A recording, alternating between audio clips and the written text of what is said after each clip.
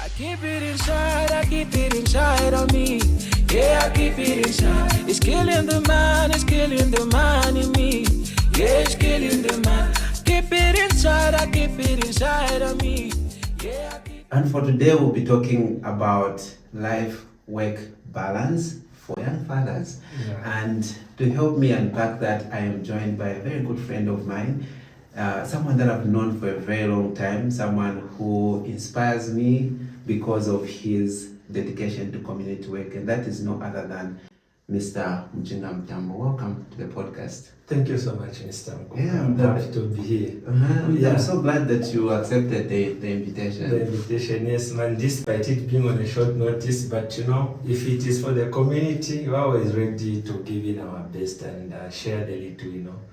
Yeah, so I'm really excited to be here, and man, this place has really grown, and I'm really excited with what you guys are doing. This is amazing. Appreciate it. Yeah. And I know you do quite a lot, and you're very passionate about community work. And Yes. maybe just the viewers would want to know a little bit about yourself. Who is Mchinga? Yeah, okay, perfect. Thank you. Yeah. So Mchinga Mtambo is I wouldn't really call myself very energetic, but I'm a very ambitious young man. Yeah, though we are getting old now. Yeah. So Mchinga Mtambo is a social worker and also a public health practitioner. Yeah, my career I think steers back as early as 2014 when I started working with race-based development. They gave me an opportunity to do my first community work. By then they attached me to corporate health education, where I worked as a capacity development intern. So I was doing a lot of community advocacy in Nkana East, Chimwemwe, also where there's this Nkana Stadium, Osakiri. Yeah, I did a lot of work in Osakiri. Yeah, then fast forward, that's when I joined the Expanded Church Response in 2015. So I was literally new. So when we joined ECR together with you, Mr. Mko, that was like my first full-time job from doing my internship. And as you know, ECR also gave us a lot of opportunities, I think, to do a lot of community work in Chingola, Bufanyama, Kitwe, and I think it shaped really my career. Most of the things started happening when I was working for Expanded Church Response, because I think that given me quite a number of responsibilities within a short period of time, and I feel it really shaped my experience to where I am today. I'm glad that you could join this podcast. I think this is a very important topic for me, and I think you as well. That is why you are here. Very much. So, as a young father, how do you define? First of all, let's start from what really changed. Did you see any change from when you were just, you didn't have any children, and now that you have children? Any changes, positive or challenging changes? Yeah. Thank you so much, Peter. To start with, I think I'll try to go a little bit backwards, even before I became a father. Maybe to a point when I decided to settle, like when I decided to marry. You know, I decided to marry when I was very young. I think I was like 26 years. Yeah, I was 26 when I was getting married. So I remember most of my friends saying, you're too young to get married. This marriage won't last. And but I was like, come on. You realize that sometimes you find yourself doing things which are being supposed to be done, maybe in marriage and things like that. But people are afraid of responsibilities, and most people thinks marriage comes with a lot of burden, with a lot of responsibilities. But it's all dependent on how you look at it. So when I decided to take that bold move to settle down with the wife of my youth, I think that's where everything started. I remember that night after my wedding, asking myself to say, so now I'm married, so what has really changed? You get the point. But 1 year down the line, we had our firstborn son. So now, that's why I started really seeing like a lot of things changing, because now in my life, I didn't have anyone to call me dad. All I had was brother, son, uncle, nephew, husband, and things like that. So before I was even called husband, within a year, I'm being called husband. From being called husband, I'm now being called father. So there are 2 more additional responsibilities which have been added to me. And every one of these guys, they've got their own expectations. And not only that, now there are also those who are calling me father-in-law, brother-in-law. You get the point. So now more responsibilities being attached to me. So now it's a moment of rediscovering yourself. So I call that a moment of a break or make. Why am I saying so? Because it made me realize how much responsibility I had on my shoulders. Sometimes it could not just be financial responsibility, but also expectations.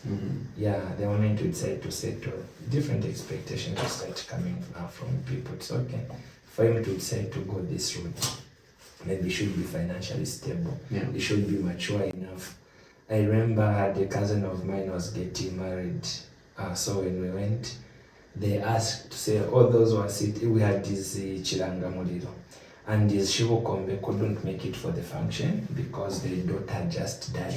So he couldn't travel. So when we were seated there, they asked to say, who went through all the processes of marriage, who understand these things.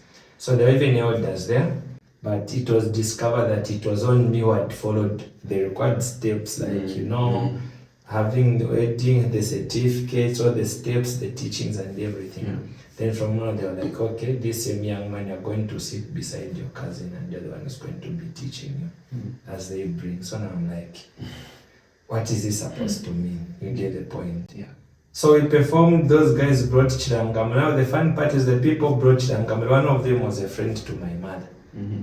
So now as we were trying to help dance with them, then she looked at me, she was like, you are my son, what are you doing here? So so that is just a background. So now, coming back to the main question, what has really changed? You realize now that really life changes depending on how you look it. It stops being about you. Honestly speaking, Peter, for now, I don't remember the first time I had put myself first. When you get to have children, you get to have a wife, I think your life starts evolving around them. That's how I take it. I don't know about other young fathers. Then even the things they can do on their own, I feel like it's my responsibility. I have to do it. But now, how do you manage? That's when the problem comes in. Because your wife needs your time as a wife, your sons, and I now have 2 boys, I need your time as a son. So it becomes quite demanding. So a lot of things just changes. I was a mama's boy. My mom would want me most of the times to talk to me. I realized that I could talk to mom more than 5 times a day. Now 2-3 days can pass without me talking to my mom. A week can pass without me talking to my father. These are some of the things I've just begun to understand because work is also demanding.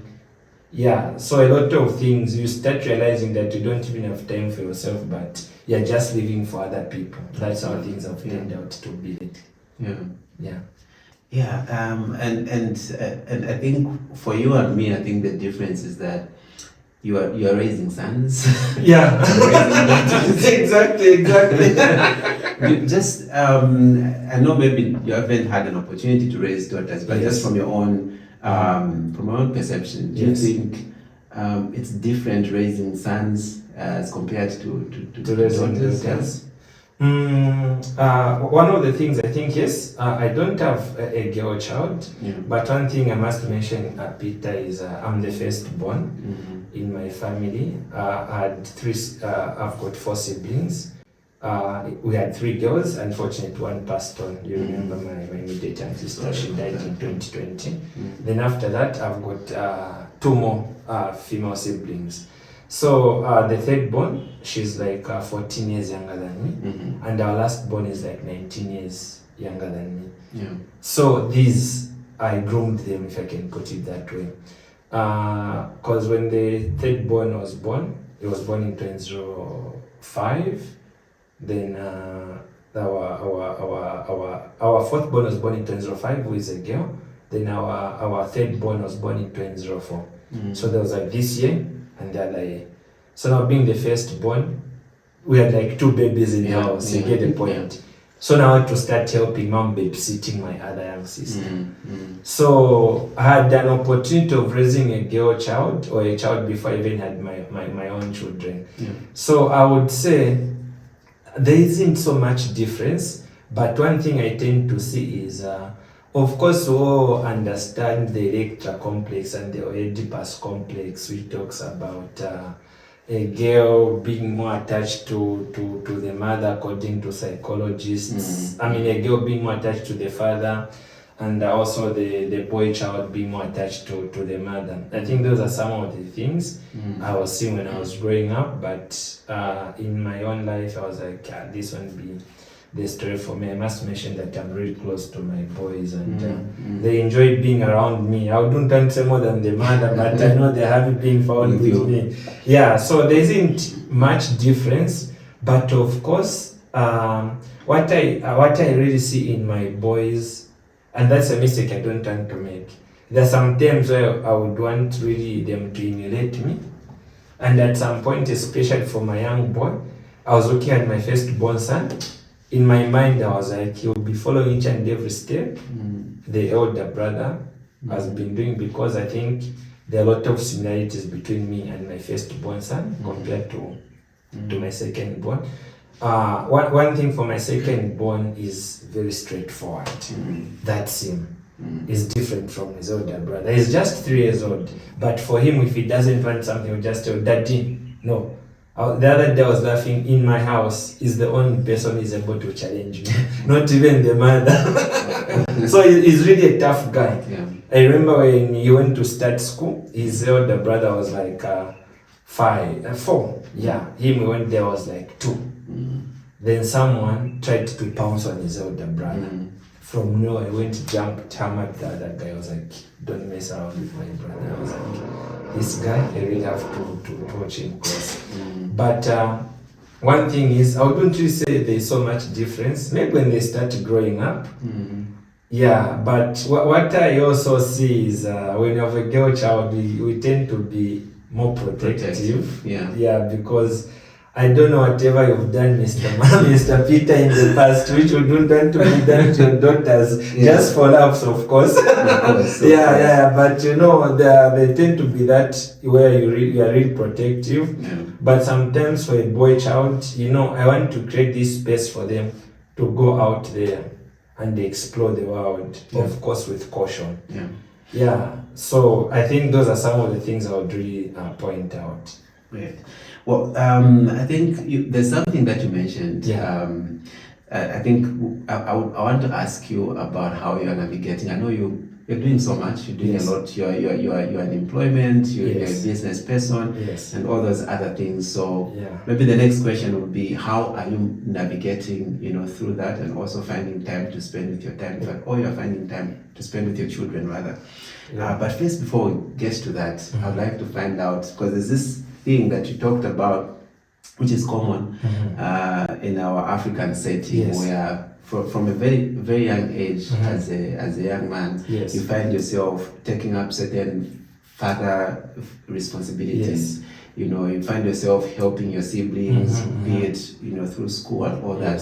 How was it for you, if that's something that you experienced? Were there the positive things, and also maybe there are certain things that help to shape you, the man who you are, or anything else that really affected you in that space, taking up those responsibilities? Thank you so much, Mr. Mkuka. Sometimes that gets to be emotional, but I'll try to be light about it, because just like any other African child, I think our products of toxic masculinity and those expectations. But on this space, feel free to be back. Don't worry. This is why we're having this conversation. We can talk about those difficult conversations. Exactly. Because I remember, to start with, when you are growing up, I remember at some time, of course we could go. There are times where I would think, I think my father is not being fair to me. Maybe he's protecting my young sister more than me. I remember at some point when my sister was going to a private school, I was going to a government school. Sometimes she could ride on a bus, then I would go clean, maybe even about 8 Ks going to school, get the point. Yeah. But one thing I started realizing is it's all dependent with your spirit. Yeah. Are you able to conquer that? Then how do you turn that into positivity? Yeah. One of the things is the entire life, I've never really been to a good school, a Buddhist school. I've all been to government schools, all those things. Just like any other Zambian boy child, of course. I've had a piece of my cake from all the troubles of to go through. But I think it has been perseverance. And for me, one of the things I was looking is I always used to tell people, to me, I'm cut from a different fiber. And I always told people to say it's like when you're in a poultry, you are going to have a lot of chickens. So when people come to buy those chickens, regardless of them being in the same poultry, others will rot, others will find themselves in the fridge, others will find them in pit latrines, others will different places. You get the point. Yeah. So I'm like, if I'm that broiler who is going to, if I'm that chicken who's going to find themselves in a fridge, maybe that would be me. So for me, that has always been my principle. So regardless of whatever I was going through, I made sure I put in all my best. Then I also just took it as being part of the process. I remember the time I was graduating from my undergraduate, my mother came to tell me, say, you know what, Mchinga, to be honest with you, I never thought you'd even make it to university. I'm a late groom, if I can put it that way. I started very, very slow. I haven't been one of those elite performers in schools, but slowly I started catching up. And I'm sure Mr. Mkuka, you'll see now gracious God has been, especially in our careers, and what we've been able to achieve up to now. So I think how can I put it? Yeah, it's been rough. There were those expectations set on me. I'm sure sometimes you'll see a tagline I put on Facebook saying poor kid from Kanchilia, such kind of things. Yeah. It's because of those experiences, because I remember at some point in my hostel, I was the only guy without a laptop. And sometimes I could get laptops for my friend. I charge them, I write assignments for them. I charge them using their computers, and I also write my assignment using their computers. So I'll use their computers, write my assignments, I write for them, and make money on top of that. Yeah. So we just have to be a man. And one thing I came to realize, honestly speaking, this is when I've started appreciating my father, because all those things he made me go through.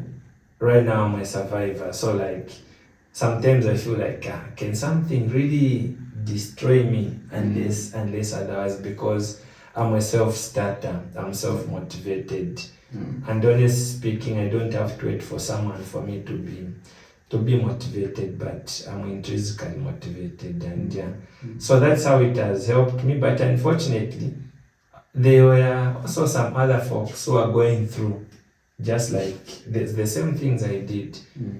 But the resilience, unfortunately, some have lost them. Others are, for lack of a better term, would say junkies and what. I remember that should have been 2 years ago. Is it a year ago, 2 years ago? My friend died.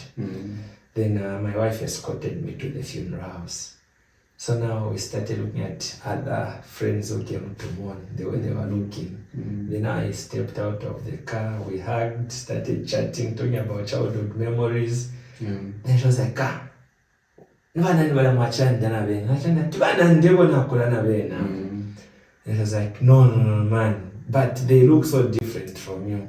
Then I was like, sometimes when you laugh at my broken English, you need to understand that that's where I'm coming from. And there was a lot had to conquer for me to be where I am today. So please, sometimes just bear with me. Yeah. So unfortunately, Peter, not everyone managed to survive what we've been through. Yeah, we've been quite a lot. We've had our own peace, like I mentioned earlier on, but it has been about resilience. And now this is now the norm we are trying to change for our children. it doesn't mean even for them to be strong. They have to go through what we went through. But again, in as much as we're trying to get to provide a better life for them than we did or than we had, at the same time we have to be present fathers. Yeah, and I like that you're taking the conversation there. So maybe to just share a little bit about how you navigate that. You know, as at your age, yes. You know, obviously you are still, you know, in the mid career, if I can put it like that, and there's a lot of pressure in terms of work. Work demands. There's a lot of pressure in terms of let's say different economic activities and other spaces that you are in. How are you navigating that, and how are you managing to spare time or provide enough time to be with your kids? With my kids. Yeah. Thank you so much, Mr. Mkuka. Just to go a little bit behind. So in terms of career, like I mentioned, you know, one of the things I really appreciated, God blessed me to take up more responsibilities career-wise at a very young age. I think by the time I was like 26, 27, you remember I was like the deputy chief of party, managing the Copper Belt, part of Northwestern Province and what. So I had an opportunity of having such big positions even before I had the family. My bigger family, I think by then I was just having my firstborn. I had my firstborn, I think, when I was 27. Yeah. So I started learning how to maneuver around those things at a very young age with a lot of energy actually. But as time was going by, especially where I am today, because I'm running one of, I think, complicated projects, because the project I'm running at the moment, it's on combating human trafficking. And when you look at my background, I've done a lot of public health, community advocacy, HIV prevention. So this is the first time I had to take up a new challenge to understand issues to do with human trafficking, smuggling of immigrants, and such kind of things. So I'm like quite new in this field, which requires a lot of reading. Of course, I've been interacting a lot with our learned colleagues, the lawyers. So for you to be able to be at par with those guys, you really need to be knowledgeable. Yeah. So this has really been taking a lot of my time that I can't just trying to understand this field. And and also, you know, working for Save the Children, it's a big organization with a lot of very intelligent people. People are exposed. So how do you learn from them? But at the same time, how do you contribute meaningfully? So that has been quite challenging, navigating around that. But I think I've found some ways of spending time with my children. Long ago, we never had cinemas. Okay, cinemas were there, but our economic status wouldn't allow. It wasn't a thing. Yeah. But you know what I do lately, maybe on a Saturday, I'll ask my kids what's trending, what movies are they watching, and I know that there's this and this. Then we'd spend some time. There's this cinema at Arcades. What's the name of that cinema again? Yeah, there's a cinema at Arcades. We're not advertising. Perfect. I've forgotten the name. I've forgotten the name. So I go there sometimes with them. We spend some time, we watch a movie. I remember when Moana was coming out, they're like, no, Dad, there's this movie coming out. So I would go spend my time. They're not that Captain America is out. I get to spend some time with them like that. Sometimes we just go at these playing grounds. We go and play when I have some time. But really, time is limited. That's one thing I can't lie to, because when I knock off from work, it could be around 17. By 17, 30, I have to be running around in my kiosks, monitoring my business, because I'm into mobile money and things like that. I tried these other businesses before because I didn't really know how to manage time. I'd opened a canteen, had a gaming station, had a stationery shop.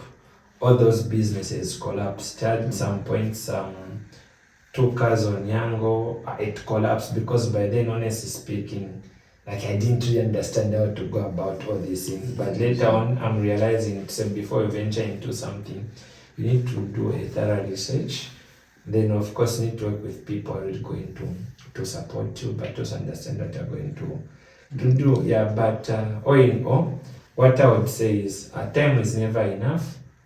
Like I was just telling you, the whole morning I was running with my boss because today I was working from home and most of the things I was working on was just desk work. I wasn't required to be like in meetings and what. So I just called them in my bedroom. They were seated beside me, doing their own thing, asking me questions. As I wake, when I stepped out, like if I know there's some errands I need to run, it could be for my business or for other things, I'll just have them in the car. Yeah. As I move around. They ask me questions, I respond. So each and every opportunity I get to have where I'm not really required to pay so much attention to what I'm doing, I make sure I have them around so that I can just take advantage of that time. Yeah, and I think that's very important. I think spending quality time with children is really important because you get to have that opportunity once. That's true. And I think I'm glad that you're taking intentional steps towards spending time and bonding with your little ones. Now, maybe quickly, would you like to share two things, lessons that you picked from your dad that you really want to pass on to your sons? To my sons? Yes, your sons. And two things or two experiences that you went through growing up as a boy child and maturing into manhood that you do not wish your children would go through. Yeah. Okay. So two things I learned from my father. One thing, my father is a selfless man. I think if there's a kind person I know in this life, it's my father. My father is a selfless man, and that's one thing I really loved about my father. He was so selfless, such that sometimes he could even put outsiders first before us, and he could accommodate everyone in our house. The whole entire life, I never heard my father insulting. I never heard my father upset.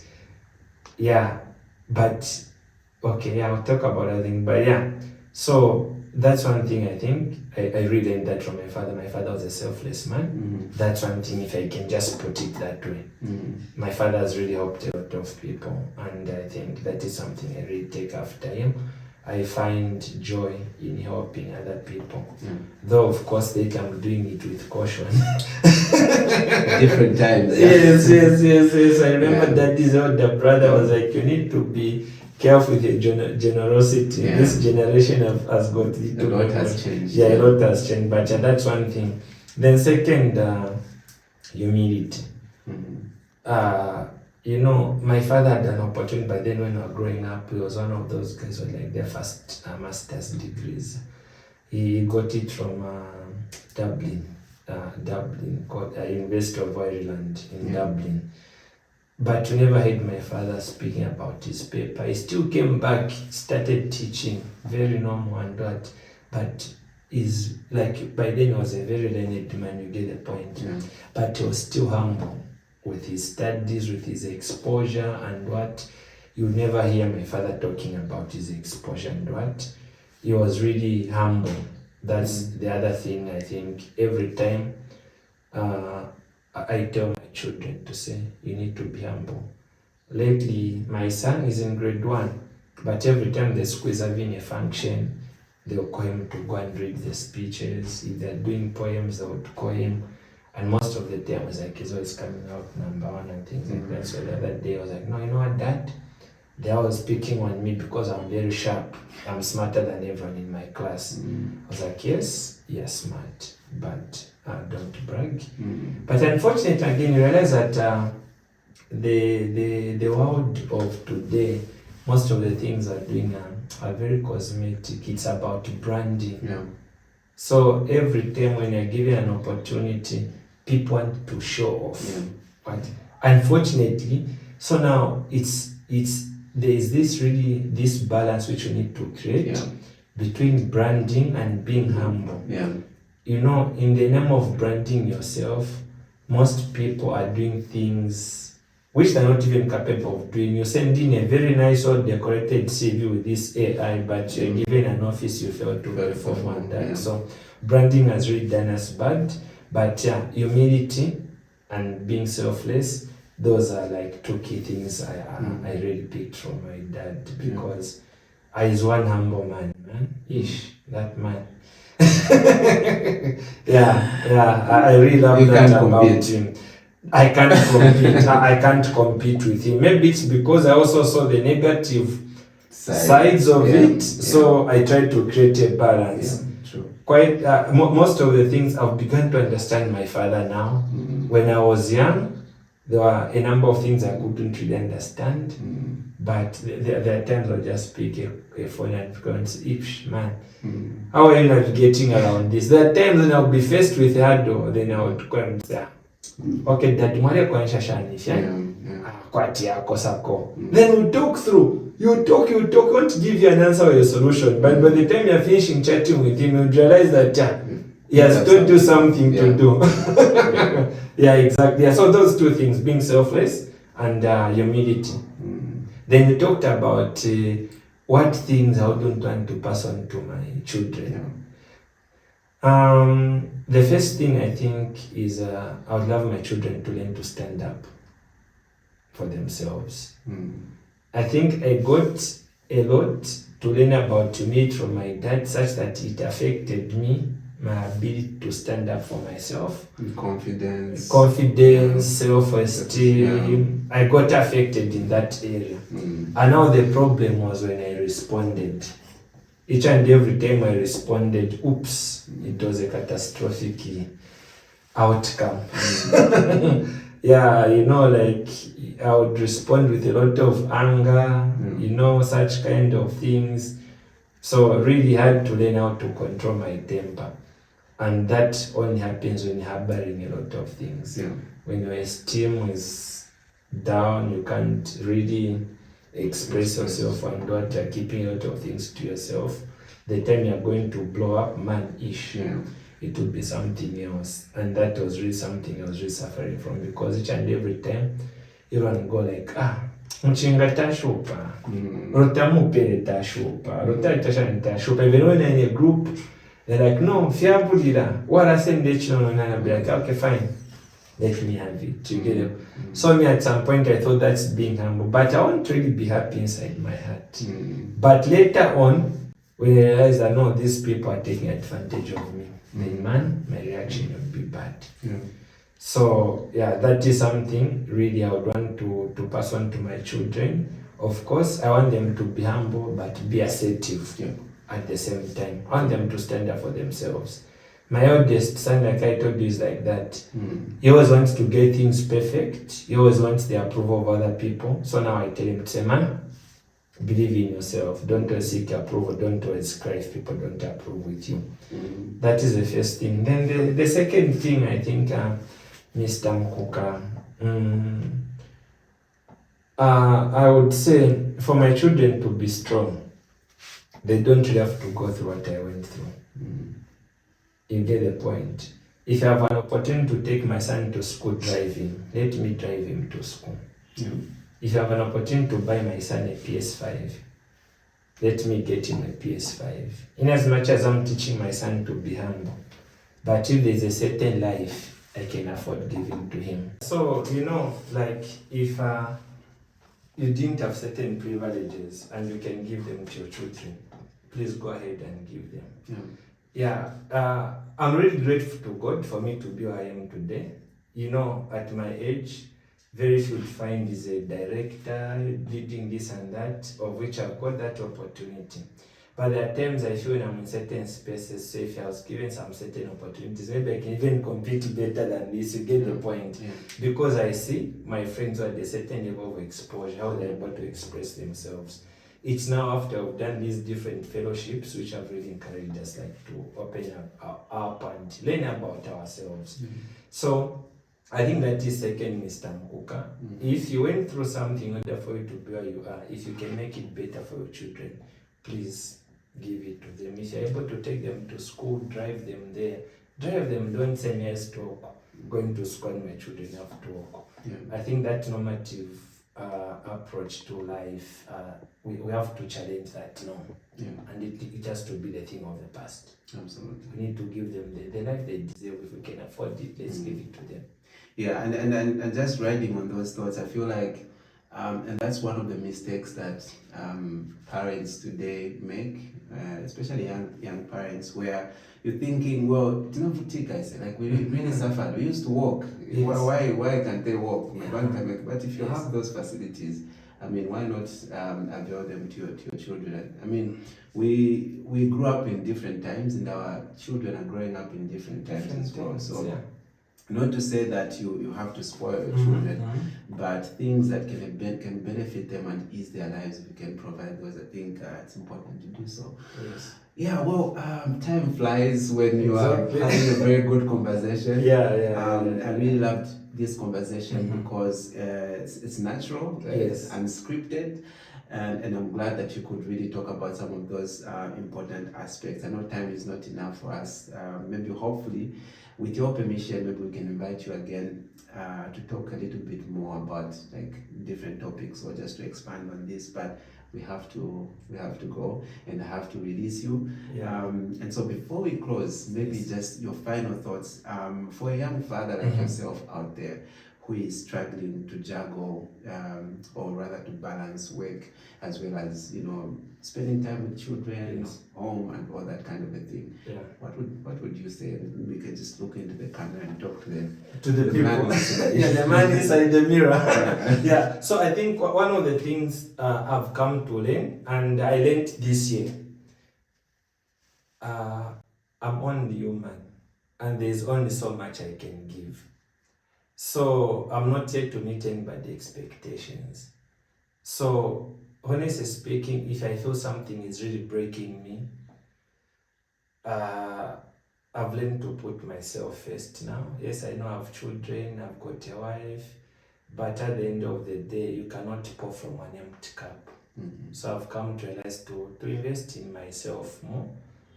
Of course, I'll show up where I can, but where I cannot, then I won't show up.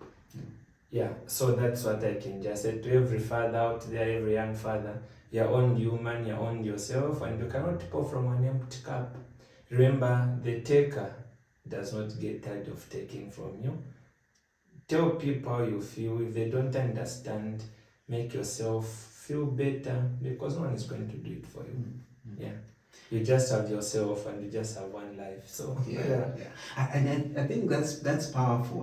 Depending on how you're looking at it, I think it's really powerful because I think most times for us men, we try to put everything in front, our children, our families, and all that, and you forget yourself. Exactly. And because we are used to internalizing things, you just keeping things inside, and you are not finding time to care for yourself. So self-care is really important. Very I'm glad that important. you bring that out for the men, for you guys out there watching this podcast. I think it's very important to take time to look after yourself. If you enjoy running or sport, whatever activity that you love doing, make sure that you do that, so that you can be the best self that you can bring out to your family, to your children, yes, those that man. depend on you. Yeah, you can't pour from an empty cup. Absolutely. Imagine, what are you going to give if you're not investing in yourself? Yeah. Those people don't want you to have your own time. At the end of the day, they'll still be expecting something from you. Absolutely. Yeah.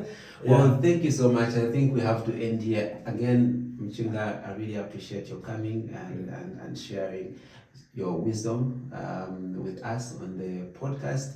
And I know personally I've learned a lot from your story. And these are real life conversations that we are having, and I hope that a lot of people can get to join us. So thanks again. And to our viewers, thank you for joining us. Make sure that you join this conversation. You can leave us a comment, and also just remember to subscribe to our channel, and look forward to the next episode, which will be coming to your screen in the other week. Thank you so much, Mr. Thank you. Very Appreciate good. it. Thank you.